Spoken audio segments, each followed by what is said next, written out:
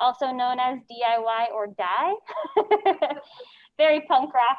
I'm going to be kind of talking about spaces that aren't a gallery, spaces that are totally different. So I'm going to break it into a few different sections. The first section I'm going to do is Ashley Sexton, that's me, the artist. So I'm going to give you kind of a background on my personal work.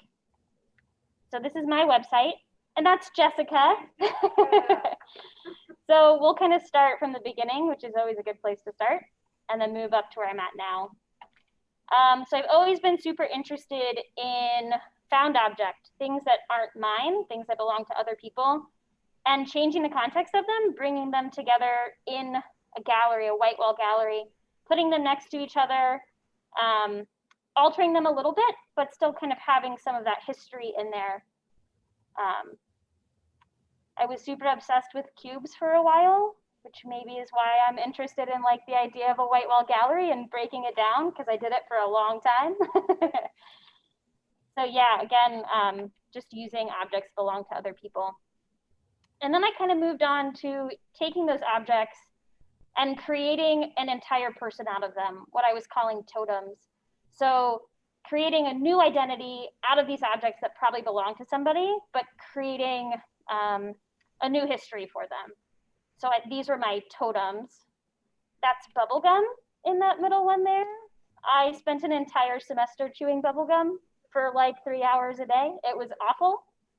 But I don't know. Sometimes you do things and you don't know why you're doing them, but you just have to keep doing them.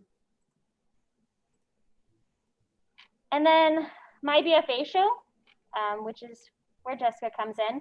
I took these objects, or these objects of display, and I turned them into physical wearable objects. So this one here is a backpack that had a hole on the top, and somebody wore them during my BFA show and dropped the ceramic pieces down into them, and they shattered here at the bottom. And then I had a series of things that were strapped onto arms with candy that was, one participant would put in their mouth and hold it there for a few minutes, and then they would spit it into the other person that was wearing the other one.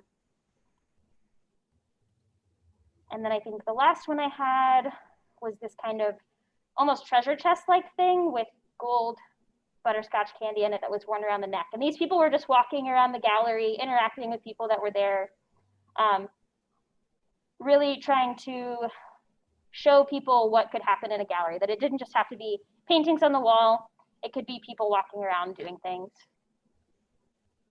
And then my most recent show at Arts Council was called Sweetie. Along the same lines, taking these objects and just recontextualizing them, putting them in a new space. Wrapping them in fabric, kind of shielding the identity, really into this idea of like sugarcoating things or covering it in sickly sweetness, which to me is oftentimes what we do with memories, is we put nostalgia, a layer of nostalgia on them, change them, make them sweeter than they actually were. And these pieces, I'll talk about them because I absolutely love them. These are called the cannibal portraits. So these are prints of ceramic objects. They're block prints of ceramic objects, photos of. And I took the actual object that is printed here and I smashed it into powder, and then I sifted it on top of these prints. So these are prints of themselves covered in themselves. So those are probably my favorite works. And then I'll go back to this guy. Brings me to the next Ashley Sexton, which is curator and coordinator. So both of those roles are similar but different. And both of them right now in my life kind of go back to one certain project that I'm working on. So we'll go with curator first. This project is called 2620. So this is a gallery space that exists in a 26 by 20 outdoor bulletin board, and in other ways as well. Oh, that's my personal page.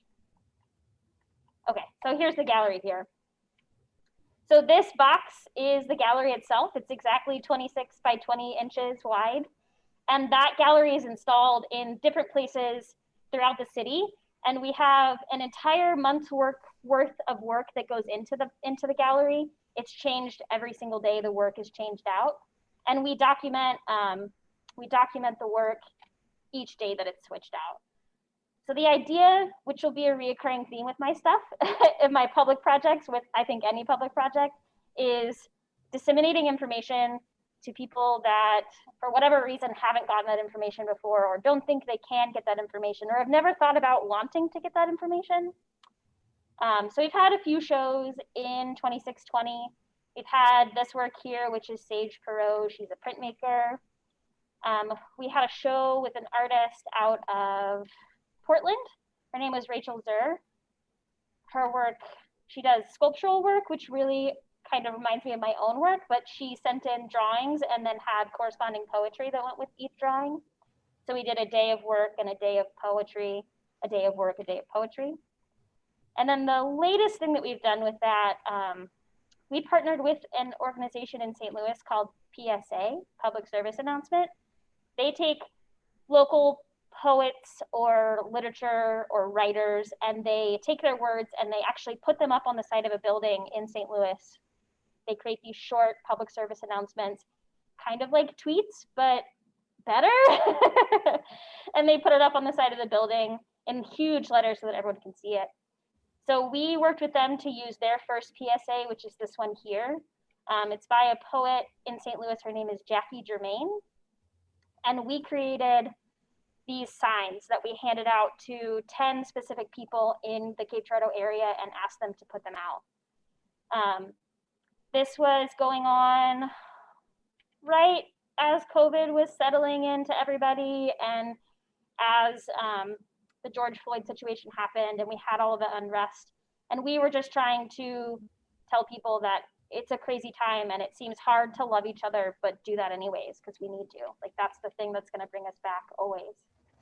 So we got some pretty cool install shots of those. And then we also did a broadside print that existed in public domain, which is the next project I'm going to talk about, which brings me back to coordinator. So public domain is it's always difficult to explain. So the SparkNotes version is we have 2 repurposed newspaper dispensers that we have painted over the original branding. We've taken the coin mechanism off of it so that anyone can walk up to it and open it. And we've cleaned them up and made them look nice. And we get artists every month, or try to get them every month, to create a new edition that then gets put in those dispensers. And the dispensers get put in places throughout the community so that people can go and pick that work up free of charge.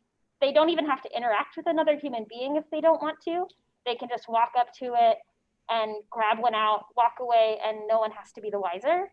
But it also kind of creates this conversation where if 2 people do walk up at the same time, they can have that conversation, grab that art, and just have an experience that they maybe weren't expecting to have that day.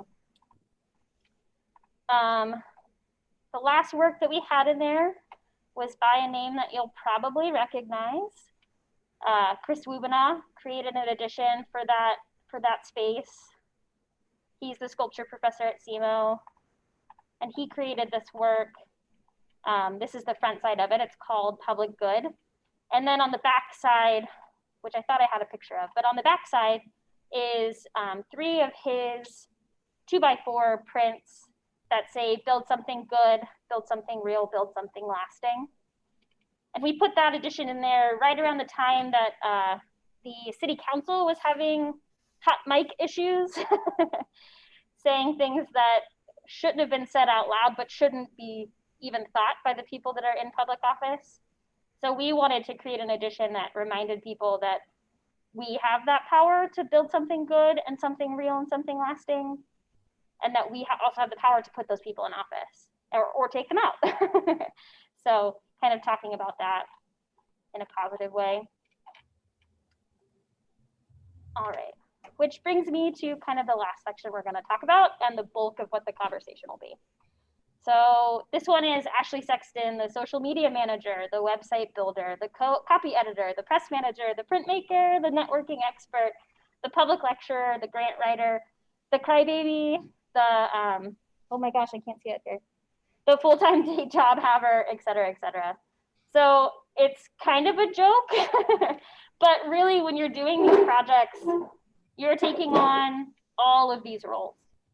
As you can see, like I'm a one-person show here.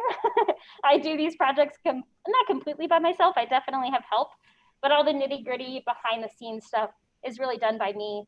And you have to have those skills, and you don't have to be an expert at all of them, but you have to at least be willing to like put your toe into each of them, because those are the things that make your project successful. Even if you're the only person that sees your social media, if you have 3 followers, who cares? Because that ends up being ephemera of a project that you're creating. So we'll kind of do what I'm calling a case study. So we'll go from idea to execution, where I start, where I end, and kind of what I try to do in between. And it's pretty brief, so don't get freaked out. So I start with an idea. This particular one with public domain, I want to help my friends make art. I want to get that art to people who don't think they can own art. And honestly, I wanted to own an art space. I'd love to own an art gallery, but I'm super broke. So this was the way to do it. So the second step I had was to brainstorm. I was lucky to go to art school and make a really great group of friends that were also art people that I knew would give me free advice in exchange for beer and just companionship. So I totally took advantage of that, talked about it nonstop. You can ask my partner. We had many a trips up to St. Louis where it was just me spewing things at him. I want to do this. I want to do that. I want to do this. What should we call it? Where should we put it? But that's super important and a huge part of it. And then the second step, once you've brainstormed and you've kind of got a solid idea for what you're doing, the third step is to put it on paper. Or in a Word doc. It doesn't have to be on paper. You can do it on your computer. So you have a list, a name, a list of things that you need to make it happen, and a basic list of the people that you want to get involved. Again, you guys all have a built-in support system with where you're at in life. You've got professors, you've got other people that are in school with you, you've got people that just graduated. Pull from that list or pull from that group and put them on that list. So the fourth part is the plan. This is the longest part, the most important part, the part that most people hate that I absolutely adore, but it's to plan. So you're going to play devil's advocate here. You're going to ask yourself all the really nitpicky questions that nobody else is going to ask of you. For example, what if someone says they're going to do an edition in November, but you get there and they don't have anything? Or if someone comes in and they steal the entire edition on day one, those kind of questions. Really ask them of yourselves and physically put them out on paper and have a plan, not for everything, because that's not possible, but have a plan for as much as you can. And then make a folder on your computer. Keep things organized and keep everything. I have endless folders on my desktop that just say drafts. It's things that no one will ever see the light of day, at least not in their entirety. But it's kind of this endless well of resources that you can go back to, pull pieces from. They're your ideas. They might not be great or fully formed, but they can lead to other things. It's like sketching in a sketchbook, but you can do that with typing something out on a Word doc. And then the last thing with planning, it's going to feel really stupid and really silly because you've created this project and you have this entire group of people in your head that each have a job they do, but in all reality, it's all you. Like when you hear me use the word we, I'm really talking about myself, but in different positions. I'm either talking about me as social media manager or me as blah, but that's we. But you need to create all of the weird, boring paperwork ephemera that's going to be super important to the logistics of that project. And I know you guys all wanted to see it, so I put some examples up. The first one is kind of an example of a contract that I used for 2620.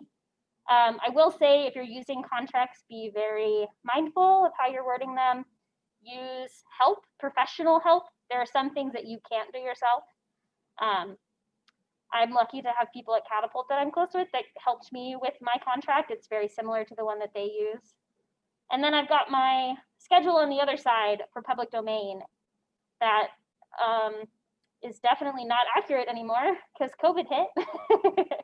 But create those things and pretend that you're a huge like organization or a huge nonprofit and create those things that you know you're going to need. If not for anything else, then having a folder at the end of it when you decide to stop doing it that makes you feel like you did something. It's not just this idea that's now out in the ether. It kind of gives it legs and gives it a foundation. And then the last thing is make it happen. Whatever you needed to do in those first parts and the planning part and the putting it on paper part, now it's time to make that happen. Release the PR, make the Instagram post, install the dispenser, and then celebrate it. Because you did all that and you got to that place.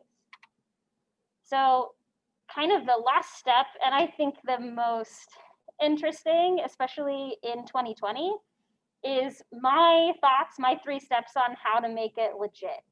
How to make it a thing that just doesn't live in your basement or doesn't get put out into the public and not get interacted with.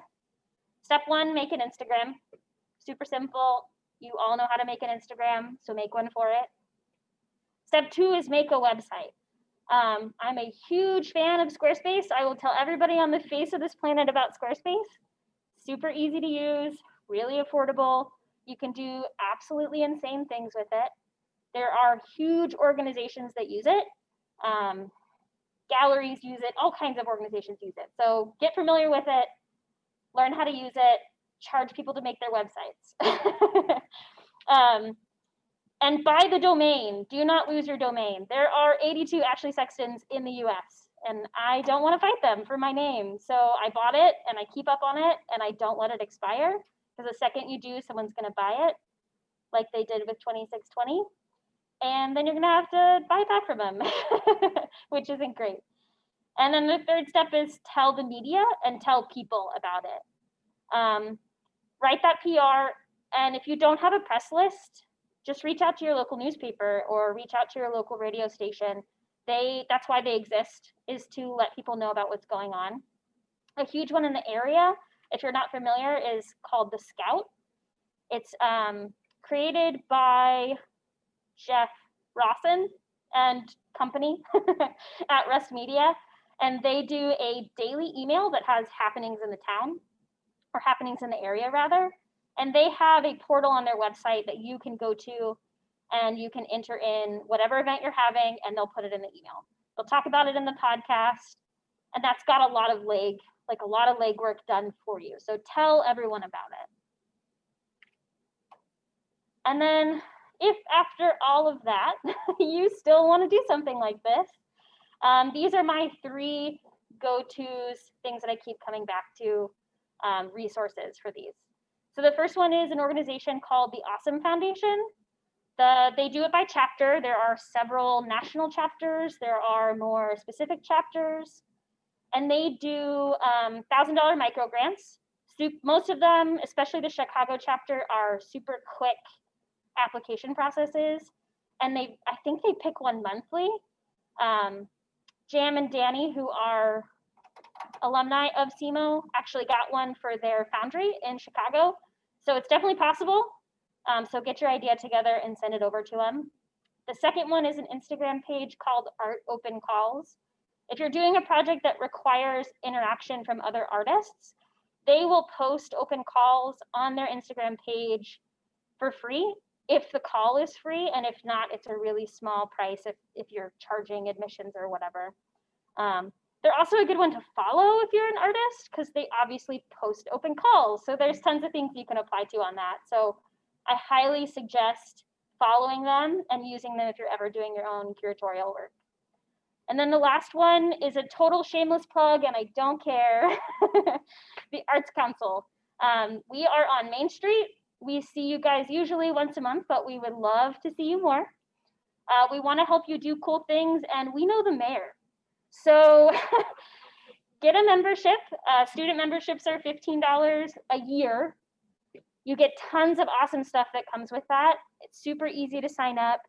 And it's also a place for you guys to go to meet other people that are outside of the circle you have right now to make it bigger. So those are definitely the resources that I suggest you look at. And then once you look at these, it's going to open up all kinds of other resources, because you'll find really quickly that public projects and art in general have smaller communities that want to share their wealth of knowledge with each other. So to kind of wrap things up, I'm going to show some projects that I really love that are DIY spaces that will hopefully show you that you don't have to own a white wall gallery. You literally have to have a table in your apartment. So this particular project is called the Kitchen Sink Project, and you are looking at their gallery. Each month they invite digital artists to show work on this TV here.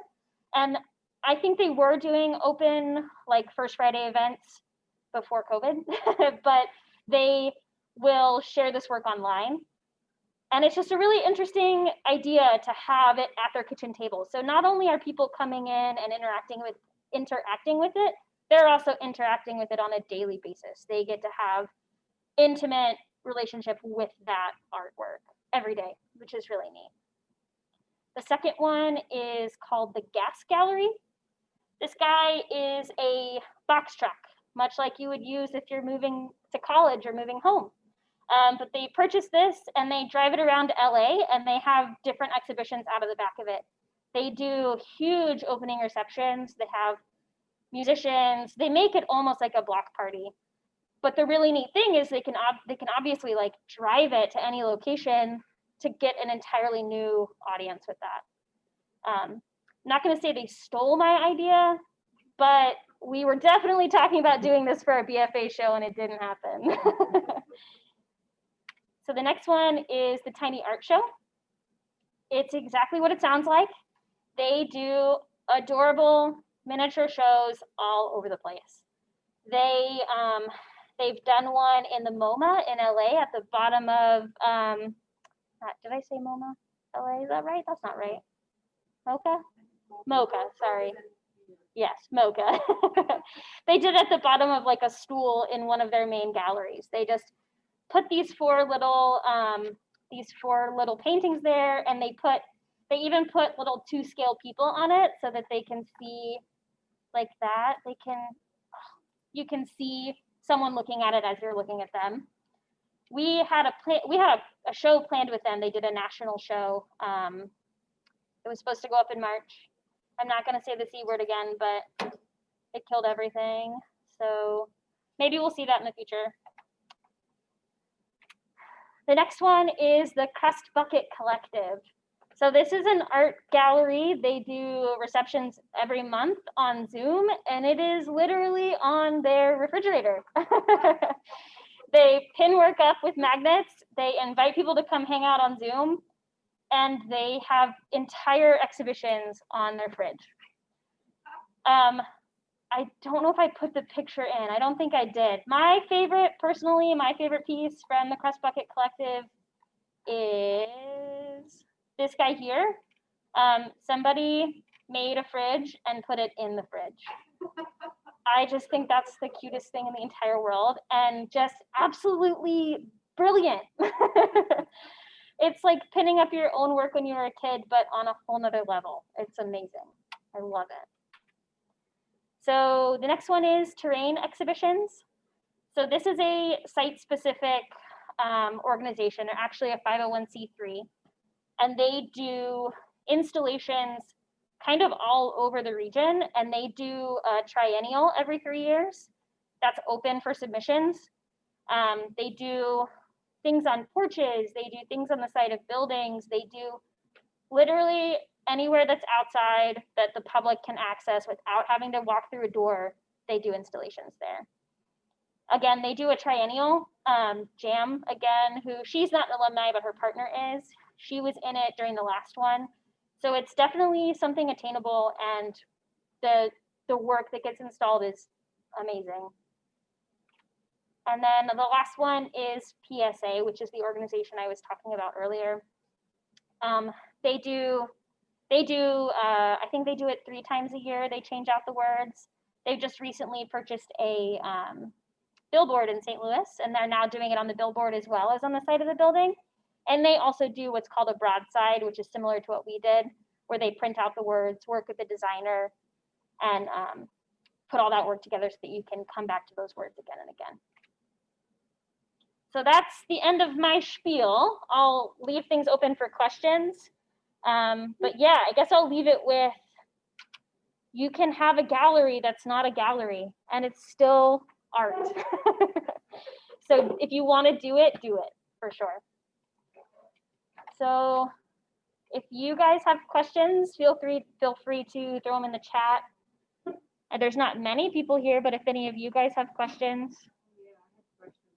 Joni has questions. Joni always has questions. I just wrote them down as you were talking, so they kind of go backwards. The first thing I wanted to ask about has to do with reception. So, for instance, public domain, you have these things that they're kind of set out, right, and you leave them there.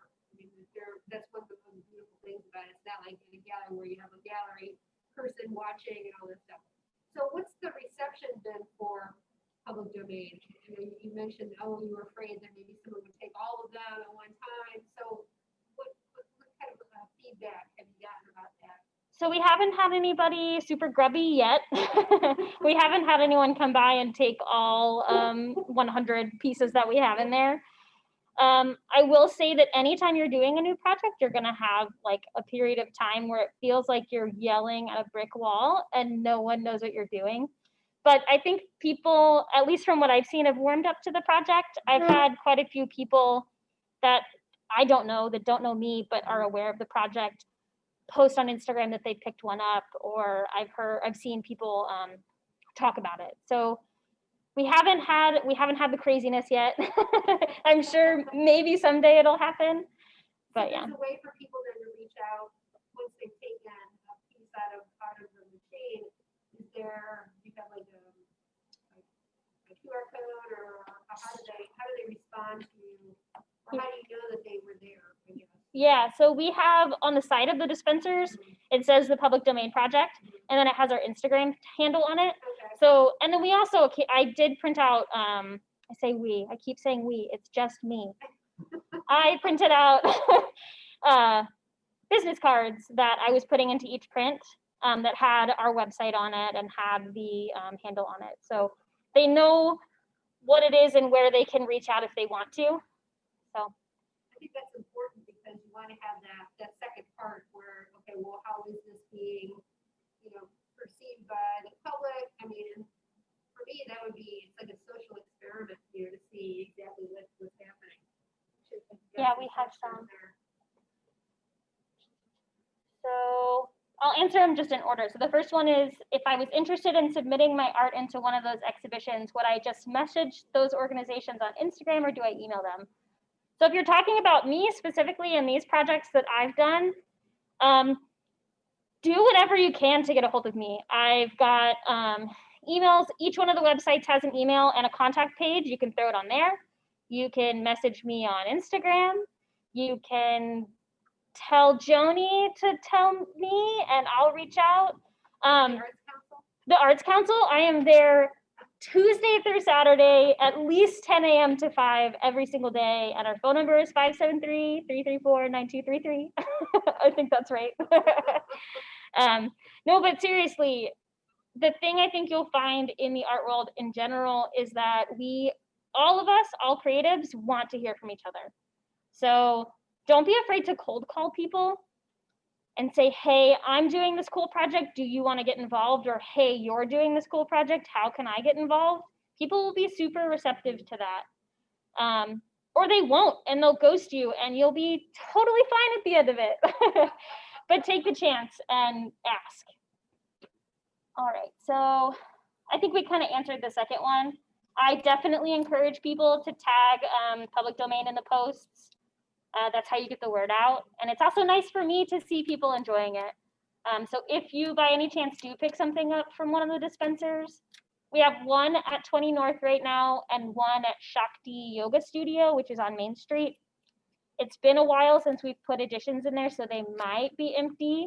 But I'm working on a new edition that should come out in January. So if not now, then wait till then. All right, and then I think that one's from Caitlin again. How easy is it to have your art accepted by them? Is there a long application process? It depends place to place. Right now, my projects I'm working on, I do it by invitation, or occasionally I do have people that reach out and want to be involved. My process isn't long, but it's going to change project to project.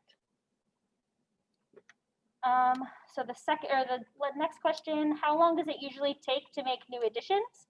Are you involved in the making process, or is that completely up to the artist? Oh, and I missed one. I'll go back to it. That's a really good question. So for me personally, as an artist, I love being super involved in the actual making. When COVID, I'm gonna stop saying it, but when COVID happened, we had to go to doing things remotely, obviously. But we were super fortunate to have a good relationship with a print studio in St. Louis called Rizzo Hell.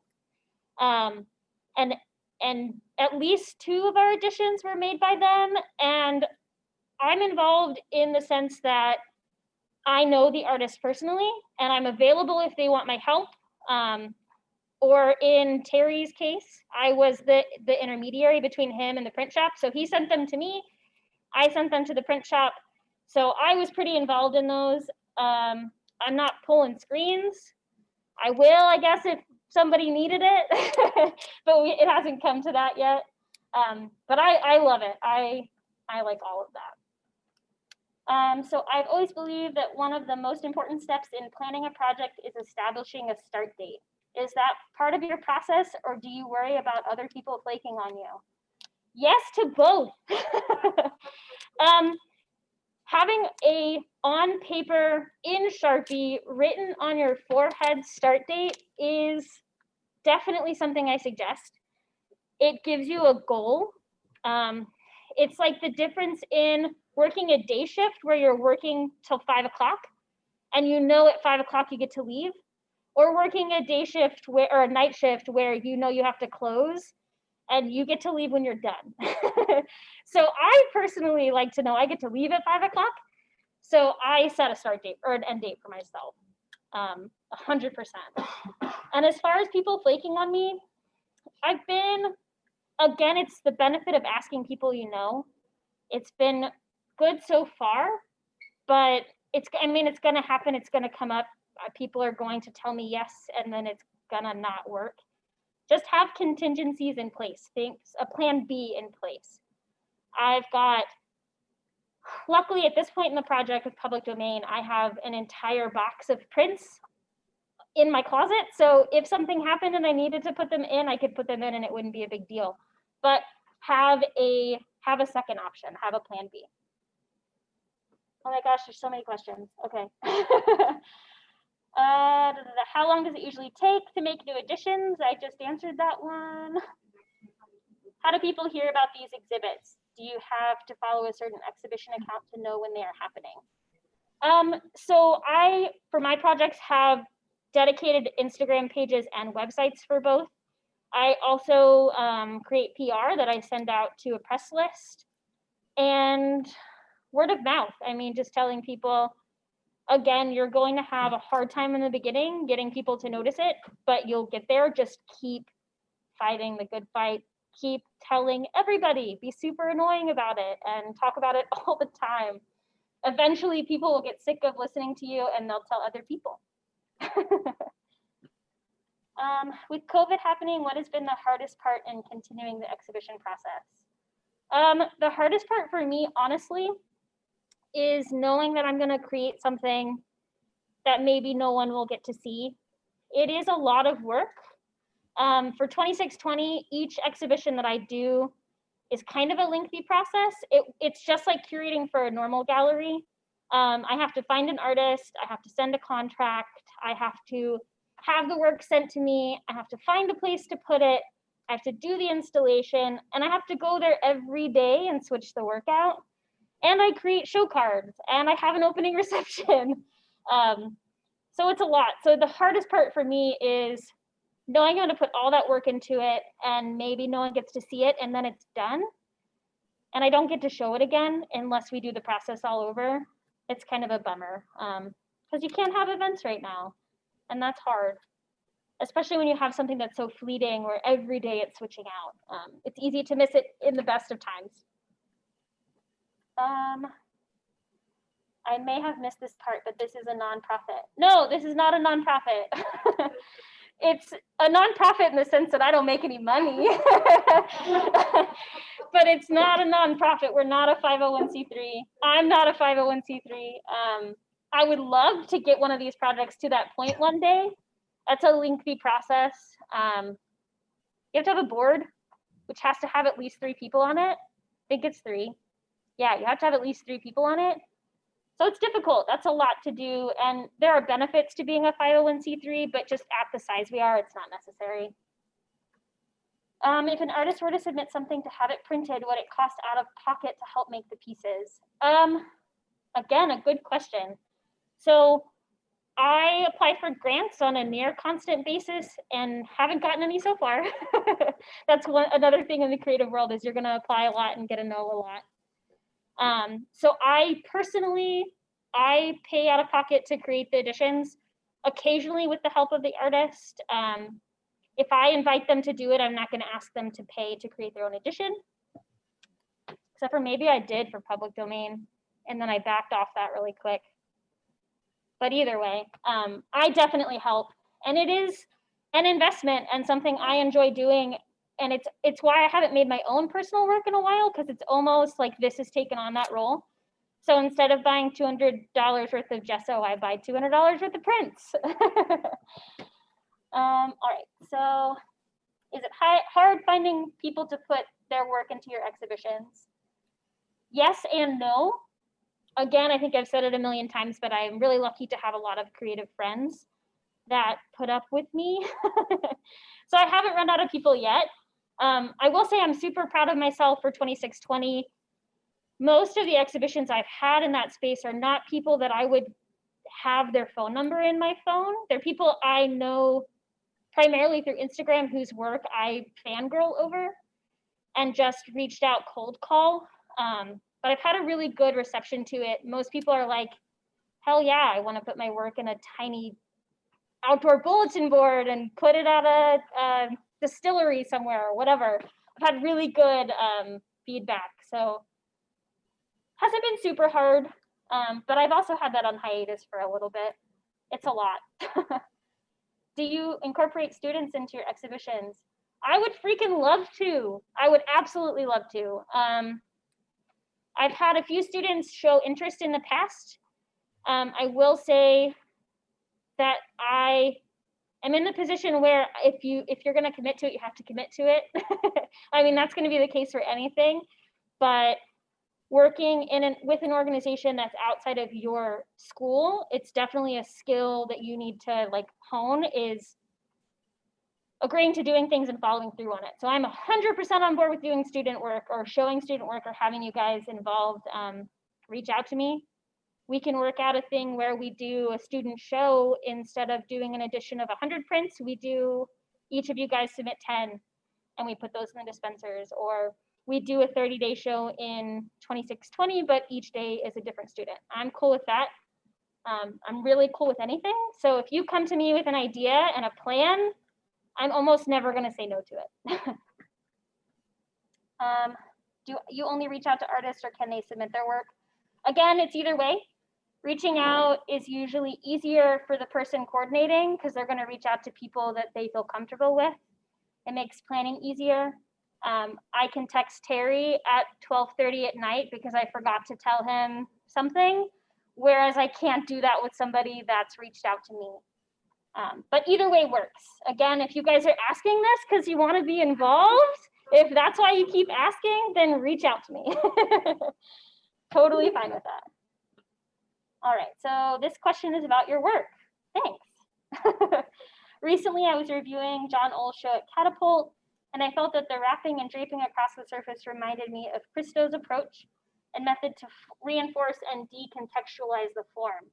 When you were creating your work that was wrapped in plastic or sugar-coated, were you thinking in that way as well, in terms of drawing attention to the form of the objects? Sort of, kinda. I was definitely, as I think most art students are aware of Christo. I kind of liked the idea of taking the history away from something. And I had done that by context, like changing where something exists, or by proximity, by changing what thing it's next to. And I wanted to see what other ways I could do that. That show was really kind of like sketching for me. I hadn't made anything since graduation. And at that point it had been probably 2 years since my BFA show, 2 or 2.5 years. So that was really just playing around, seeing what I could do with these objects that I'd used before, but in a new way. So I think that answered your question. Anybody else? Joni's got some. So this is for the students too, because I'd like to hear what you have to say, maybe they would too. So what was the most important thing you got out of your art degree? Yeah, the debt. No, I'm kidding. Totally joking. Number one, the most important thing I got was relationships. I, pardon my French, was an asshole in school, but I still got to walk away with tons of people that I know I can come back to and ask for help, or on a more colleague level now, ask to be involved in these things I'm doing. So that's definitely the biggest thing. The second thing is the title of the show, Doing Things by Any Means Necessary.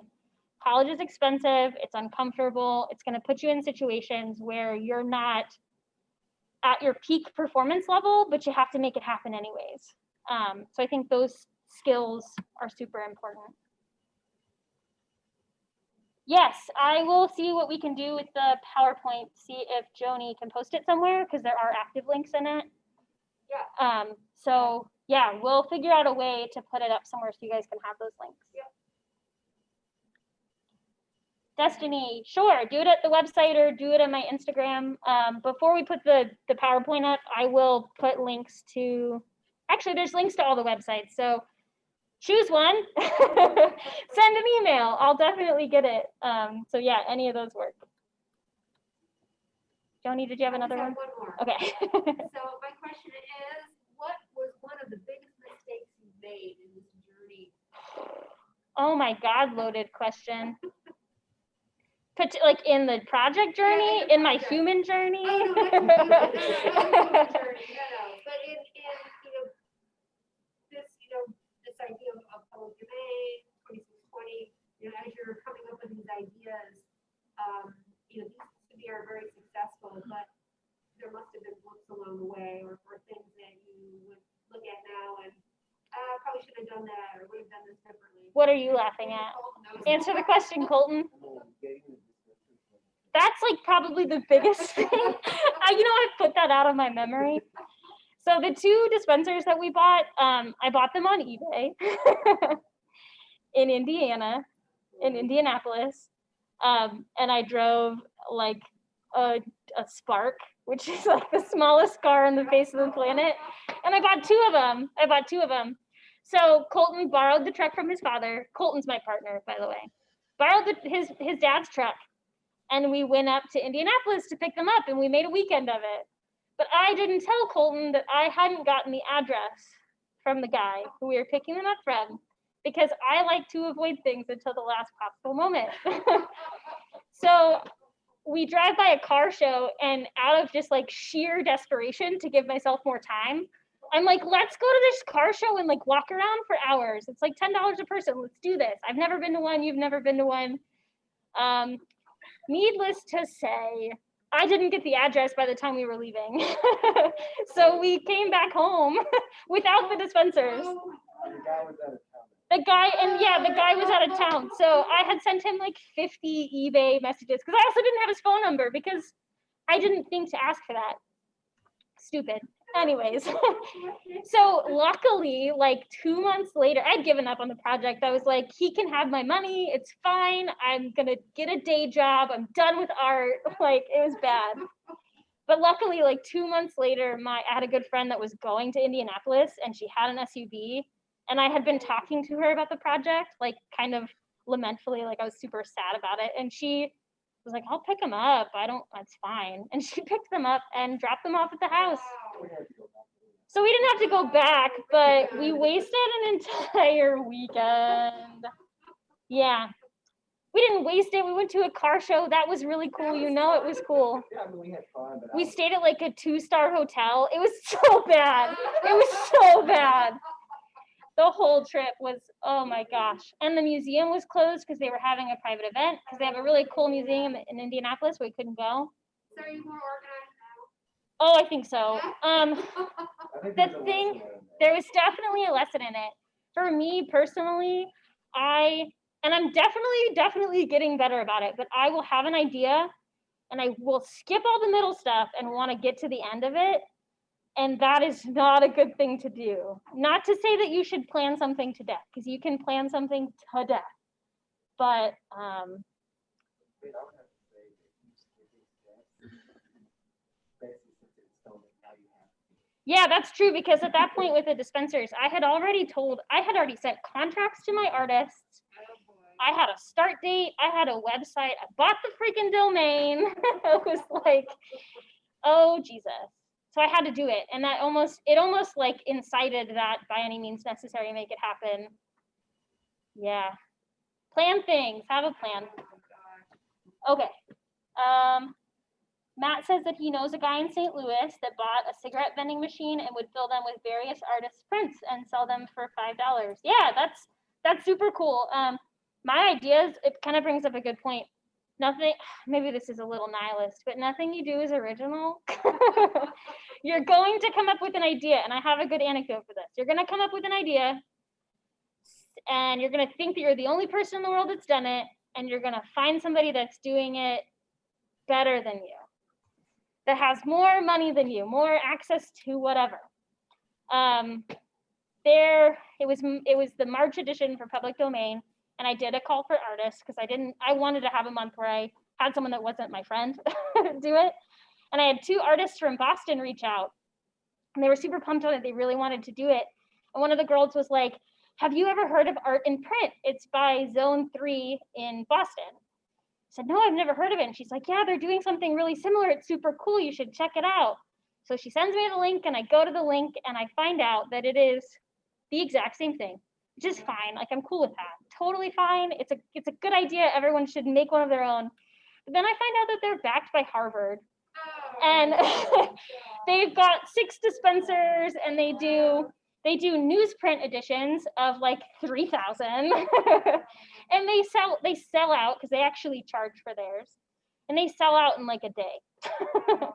And it's like, cool. Mine is the Cape Girardeau version of that. But find companionship in that. Like, I had a really good idea. Harvard thought it was a cool idea. They just got to it before I did. So it's gonna happen. But the vending machine thing, there's all kinds of ways to do it. We've talked about buying a soda machine or buying it's really endless and super fun. I enjoy that aspect of it. Well, they're like brainstorming in the chat. All right, you guys, we have questions. Could multiple people put pieces in for an addition?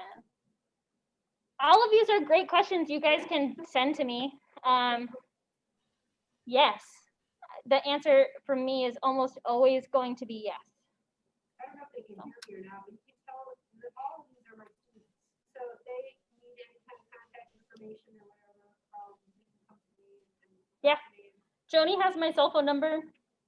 Don't blow me up, but but you can definitely reach out.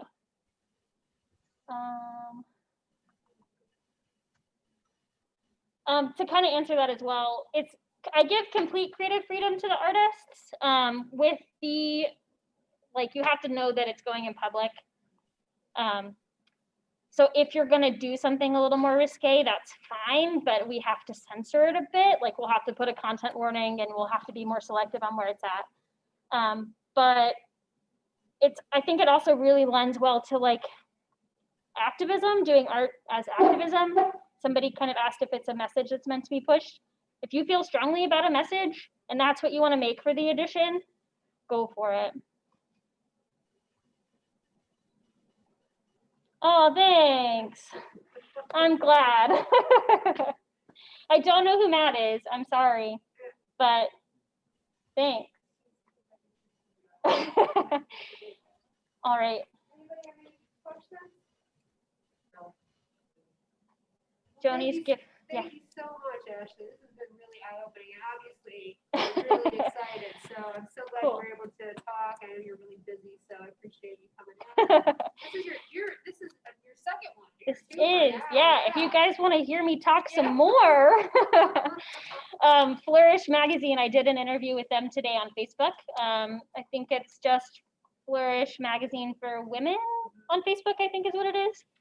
There's a talk there too. It's shorter. But yeah. Well, thank you so much. Thanks.